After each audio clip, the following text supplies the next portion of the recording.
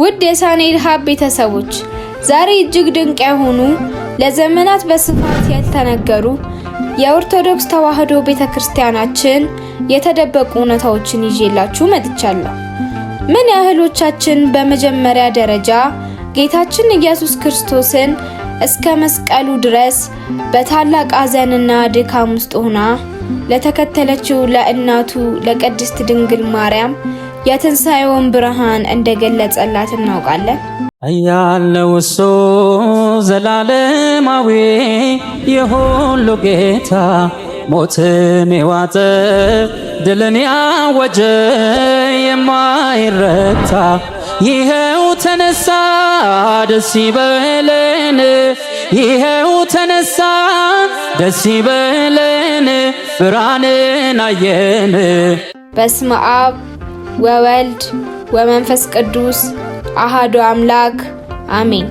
ክርስቶስ ተንሥአ እሙታን በአብይ ኃይል ወስልጣን አስሮ ለሰይጣን አግዓዞ ለአዳም ሰላም እምይእዜሰ ኮነ ፍስሐ ወሰላም።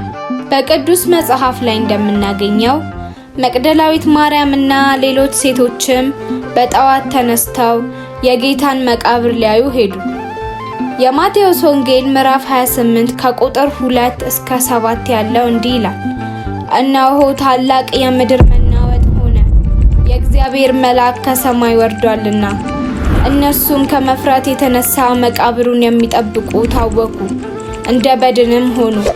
መልአኩም መልሶ ሴቶችን እንዲህ አላቸው፣ እናንተስ አትፍሩ፣ የተሰቀለውን ኢየሱስን እንደምትሹ አውቃለሁና ከዚህ የለም፣ እርሱ እንደተናገረው ተነስቷል።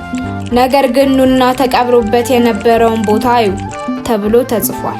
በኢትዮጵያ ኦርቶዶክስ ተዋሕዶ ቤተክርስቲያን በሊቃውንት አባቶቻችን አንደበት እጅግ በጣም የሚመስጥ ከጥንት ከሐዋርያት አስተምሮ ጋር የሚስማማ የጌታችን ትንሣኤን የሚያብራራ ትምህርት አለ። እርሱም የጌታችን የኢየሱስ ክርስቶስን ትንሣኤ ለመጀመሪያ ጊዜ የተመለከተችው መቅደላዊት ማርያም ሳትሆን እናቱ ቅድስት ድንግል ማርያም ናት። ምንም እንኳን አራቱ ወንጌላውያን በግልጽ የጌታ ትንሣኤን በመጀመሪያ ደረጃ ለእናቱ ቅድስት ድንግል ማርያም መገለጹን ባይጽፉም የቤተ ክርስቲያናችን ሊቃውንት ግን አብራርተውና አስፍተው በስብከታቸው አስተምረውናል። ይሄው ተነስቷል ጌታችን በእኩለ ሌሊት፣ ይሄው ተነስቷል ሞትን ድል አድርጎ አለ በሰማያት። ጌታችንና መድኃኒታችን ኢየሱስ ክርስቶስ ሞትና መቃብርን ድል አድርጎ ከተነሳ በኋላ ከእናቱ ቅድስት ድንግል ማርያም ጋር ለመጀመሪያ ጊዜ የተገናኘበት መንገድ እጅግ ቅዱስ በጣም በሚያስፈራ ግርማው ነበርና ይህም በጽሑፍ ለማስፈር ይከብድ ነበር። በዕለተ ዓርብ በቀራንዮ ጎልጎታ እናቱ ቅድስት ድንግል ማርያም በታላቅ ሐዘን ውስጥ ሆና በዝምታ በመስቀሉ ስር ቆማ ምንም ጥፋት ያልተገኘበትን ንጹሕ ልጇን ሲሰቅሉትና ነፍሱ ከስጋው ስትለይ ከስሩ አልተለየችም ነበር። የጌቶች ጌታ የነገስታት ንጉስ የዘላለም አምላክ መሆኑንም በፍጹም ልቧ ታምን። ደግሞም በዚያን ዕለት እርሷ ግን የዓለምን ሁሉ ሐዘን በልቧ ተሸክማ ነበር። ጌታችንና መድኃኒታችን ኢየሱስ ክርስቶስ በመለኮታዊ ኃይሉና በፍጹም ፍቅሩ እናቱ ቅድስት ድንግል ማርያምን ከሐዘኗ ለማረጋጋትና ደስታዋን ለመስጠት ከማንም አስቀድሞ ብርሃነ ትንሣኤውን ልጇ ወዳጇ ኢየሱስ ክርስቶስ ተገልጾላታል። ምንም እንኳን መቅደላዊት ማርያምና ሌሎች ሴቶችም በጠዋት ወደ ጌታ መቃብር መሄዳቸው ቢገለጽም እናቱ ቅድስት ድንግል ማርያም ግን አስቀድማ የልጇን በታላቅ ኃይልና ግርማ ሞትና መቃብርን ድል አድርጎ መነሳቱን የጌታ ብርሃነ ትንሣኤው ተገልጦላት ቢሆንም እርሷ ግን ሁሉንም በዝምታ በልቧ ይዛው ነበር። በታላቅ ምስጋና በግሩም ውዳሴ ትንሣኤውን አይታ ተማርካለች ነፍሴ። ብርቱ ነው ጠንካራ የተነገረለት ከእንግዲህ በኋላ ምን ስልጣን አለው ሞት? ጌታችንና መድኃኒታችን ኢየሱስ ክርስቶስ ዛሬም ለአዲስ ኪዳን ምዕመናን የትንሣኤውን ብርሃን በተቀበረበት የመቃብር ቦታ ለወደዳቸው እስከ ዛሬ ድረስ በቸርነቱና በፍጹም ፍቅሩ ይገልጻል። በዓመት አንድ ጊዜ የቅዳሜ ሱር ጠዋት ላይ በጌታችን በኢየሱስ ክርስቶስ የመቃብር ቦታ የትንሣኤው ብርሃን ማስረጃ የሚሆነውን ጌታችን ታምራዊውን የቅዱስ እሳት ይገልጣል።